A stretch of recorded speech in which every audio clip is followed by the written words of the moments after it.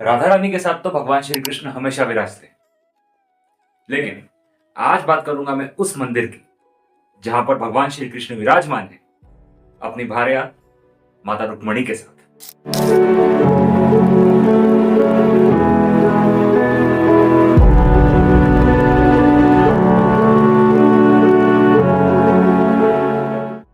महाराष्ट्र के सोलापुर जिले में बसता है शहर पंढरपुर, और यहीं पर स्थित है वो मंदिर जहां पर भगवान श्री कृष्ण पूजे जाते हैं भगवान विठल के रूप में।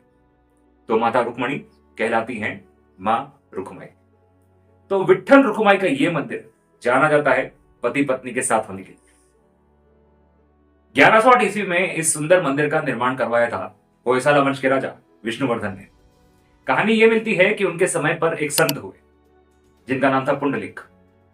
वे ठहरे भगवान श्री कृष्ण के परम भक्त, तो उनकी सलाह पर ही इस भवन का निर्माण कराया गया। आगे चलकर के संत पुंडलिक ने महाराष्ट्र में वारकरी समुदाय की नींव भी रखी। यह वर्णन हमें मिलता है कई धर्म ग्रंथों में। 13वीं शताब्दी में होयसाला वंश के ही राजा वीर सोमेश्वर का भी जिक्र आता है, जिन्होंने इस मंदिर की काफी देखरेख की थी।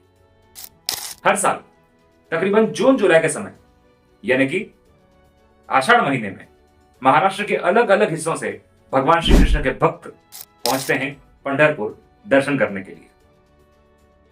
यहां पर देखने को मिलता है कि कैसे महाराष्ट्र के अलग अलग भागों से लोग शोभा यात्राएं निकालते हैं, जिन्हें मराठी में कहा जाता है दिंडी। धार्मिक मान्यताओं के अनुसार इस समय पर पंढरपुर पहुंचकर और वहां पर चंद्रभागा नदी यानी कि भीमा नदी में पारंपरिक तरीके से स्नान करने से जन्म जन्म के पापों से मुक्ति मिलती है। यह यात्रा पूरी होती है आषाढ़ी एकादशी के दिन, जिस दिन यहां पर भक्तगण अपने प्रिय भगवान के दर्शन करते हैं।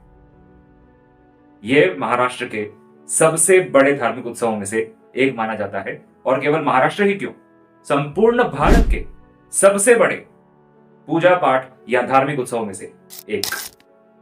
केवल नागरिकों के लिए नहीं, यह मंदिर विशेष रहा है कई सारे साधु संतों और महात्माओं के लिए। भक्ति परंपरा के समय चैतन्य महाप्रभु जी ने भी यहां पर पूरे 7 दिन तक श्री कृष्ण की आराधना की।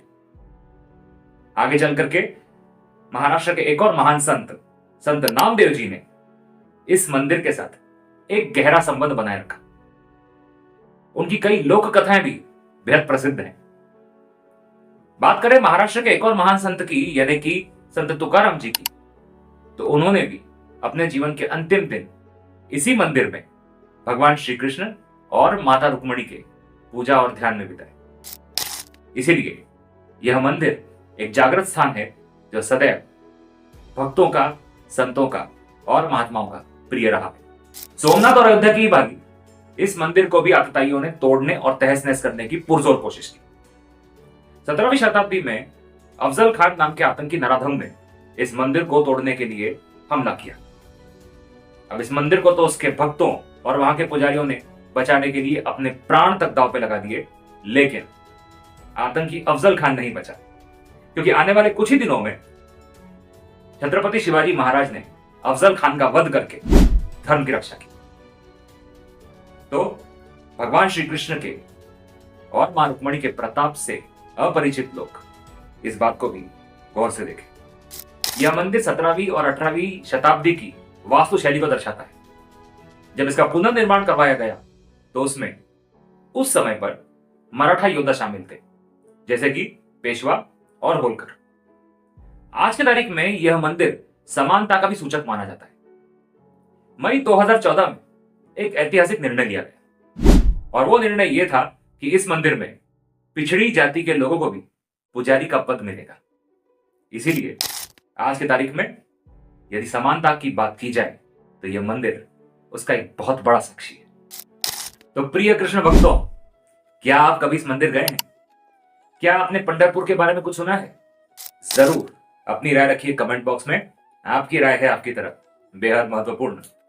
तो फायर नाइस बातों बातों में किससे कहानियां जारी हैं, अगले बार देखेंगे किस नए विषय की बारी है।